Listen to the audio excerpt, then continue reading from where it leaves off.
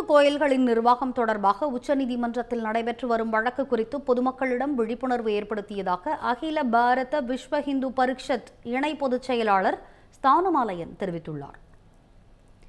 கிருஷ்ணகிரி மாவட்டம் ஹோசூரில் அகில பாரத விஸ்வ ஹிந்து பரிஷத் அமைப்பின் வட தமிழகம் சார்பில் மாநில அளவிலான மாநாடு மற்றும் சனாதன விழிப்புணர்வு பொதுக்கூட்டம் நடைபெற்றது.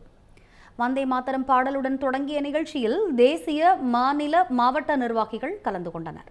இந்த கூட்டத்தில் பண்டைய மரபுக்கலையான சிலம்பம் சுழற்றுதல் நிகழ்ச்சியை பார்வையாளர்கள் கண்டு ரசித்தனர். இதனைத் தொடர்ந்து அகில பாரத விஸ்வ ஹிந்து பரிஷத் இணை பொதுச் செயலாளர் ஸ்தானுமாலயன் சனாதனம் மற்றும் இந்து தர்மம் குறித்து சிறப்புரையாற்றினார். பின்னர் செய்தியாளர்களிடம் பேசிய அவர், நிர்வாக வசதிக்காக தமிழ்நாடு 2 பிரிவுகளாக பிரிக்கப்பட்டுள்ளதாகவும் ஈரோடு மற்றும் சேலத்திற்கு வடக்கே உள்ள 27 மாவட்டங்களை உள்ளடக்கிய வட தமிழக நிர்வாகிகளுக்கான பொதுக்குழு கூட்டம் தற்போது நடைபெற்று வருவதாகவும் கூறினார். மேலும் கோரிக்கைகள், சட்ட உரிமைகள் மற்றும் இந்து அறநிலைய விவகாரங்கள் குறித்து பொதுமக்களிடையே விழிப்புணர்வை ஏற்படுத்துவதே மாநாட்டின் நோக்கம் எனவும் தெரிவித்தார். தமிழ்நாடு முழுக்க 2500 ஊர்களில், கிராமங்களில் நம்முடைய கிளை இருக்கிறது.